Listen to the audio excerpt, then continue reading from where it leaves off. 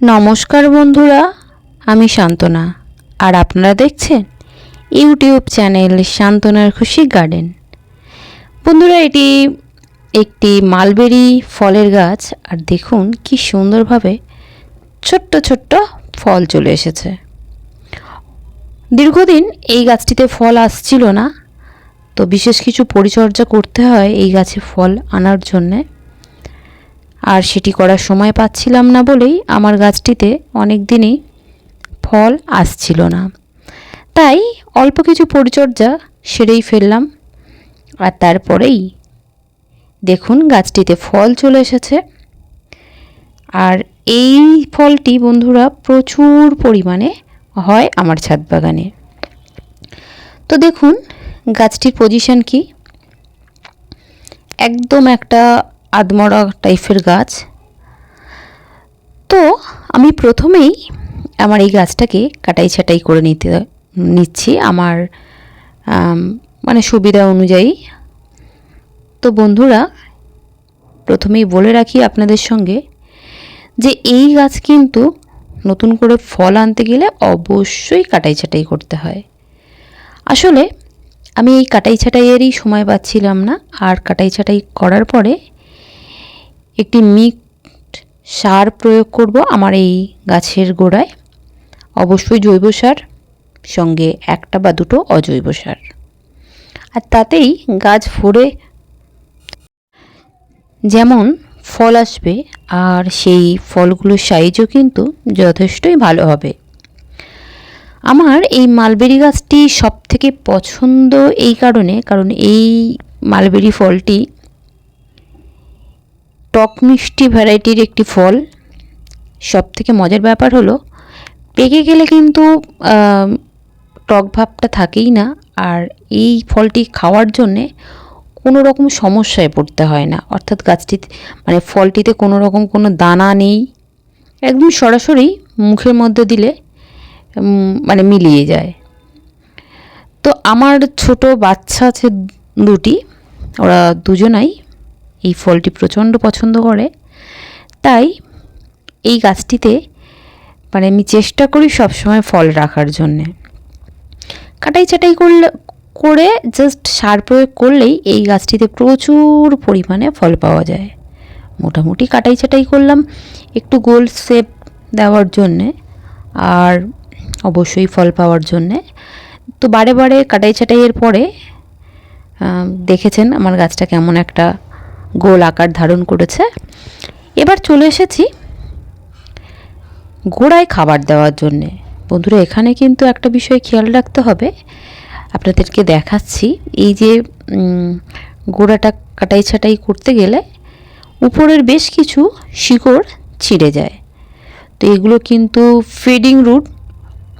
এই যে ছোট্ট ছোট্ট যে রুটগুলো ছিঁড়ে যাচ্ছে, এরা কিন্তু খাবার গ্রহণ করার জন্য এই রুটগুলো হয়। তো আমরা যদি এখন এই রুটগুলোকে একটু কাটাই ছাটাই করে দিই, অর্থাৎ উপরের এইভাবে যদি ফেলে দিই, তাহলে কিন্তু আরও ভালো। কারণ আমি দেখেছি এই গাছটিতে খুব সুন্দরভাবে আবার নতুন ফিডিং রুট যেমন তৈরি হবে, তারা খাবার গ্রহণ করতে যেমন সক্ষম হবে, আর এই গাছটা আবারও তরতাজা হয়ে উঠবে। বিগত বেশ কয়েক বছর আমার কাছে এই গাছটি আছে। গাছের গোড়াটা দেখুন বেশ মোটা হয়ে গেছে। আর বন্ধুরা, যখন নিয়ে এসেছিলাম এই গাছটি একদম ছোট্ট একটা কি বলবো 1 ফুট বা হার্ডলি 1.5 ফুটের মধ্যে এই গাছটি ছিল। তো এবার দেখুন মিক্সড সার, এখানে জৈব সার বেশিরভাগই আছে, আর এখানে শিংকুচি নিয়েছি 1 মুঠো। তো 1 মুঠো শিংকুচির সঙ্গে 1 মুঠো হাড় গুঁড়ো, সঙ্গে অল্প কয়েক দানা ডিএপি। বন্ধুরা, এই ডিএপি দিলাম, তার সঙ্গে অ্যাপসন সল্ট, আর মানে গাছের একটা খুব সুন্দর তেজি গাছ করবে এটি অনুখাদ্য। যেহেতু একটু রুট ছিঁড়ে গেছে, একটু সাপ নিয়েছি, আর দেখুন নিমখোল, আর নিয়েছি পটাশ।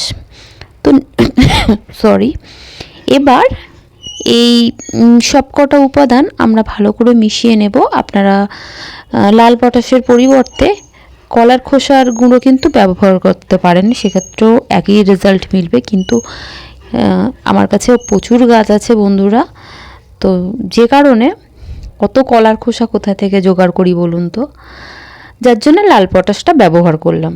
আর বন্ধুরা দেখুন, এবার গাছের গোড়ার ওই যে মাটির টাকে আমি একদম গোড়ার দিকে দিয়ে দিয়েছি আর সাইড দিয়ে সারগুলোকে প্রয়োগ করছি। এবার আমার যে গাছের গোড়ার মাটির সঙ্গে ওই সারগুলোকে মিশিয়ে দিচ্ছি। বন্ধুরা, আমার গাছের গোড়া মানে গাছের যে মাটিটা কিন্তু প্রচণ্ড হালকা মাটি এখানে আমি ব্যবহার করেছি। যে কোনো ফল গাছের জন্যই হালকা মাটি ছাদে দেওয়া ভালো, কারণ ছাদের লোডটাও কমে, আর আমরা যেহেতু টবগুলোকে এদিক ওদিক করি তো সেই কারণে সেটাও আমাদের পক্ষে ভীষণ সুবিধাদায়ক হয়। এবার মাটিটার সঙ্গে সারটাকে মিশিয়ে দিয়েছি, এবার জল প্রয়োগ করব।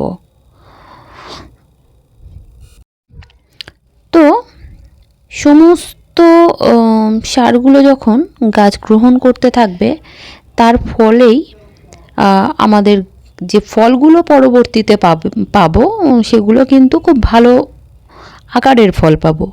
আমরা যদি শুধু গাছটাকে কাটাই ছাটাই করতাম তাহলেও ফল চলে আসতো, কিন্তু আমাদের গাছের ফলগুলো একটু সাইজে ছোট হয়ে যেত। তাই আমি একেবারে এখানে একটি যে মিক্সড সার প্রয়োগ করলাম, ফলে গাছের চেহারাটা যেমন সুন্দর হবে ঠিক সঙ্গে সঙ্গে ফলও চলে আসবে।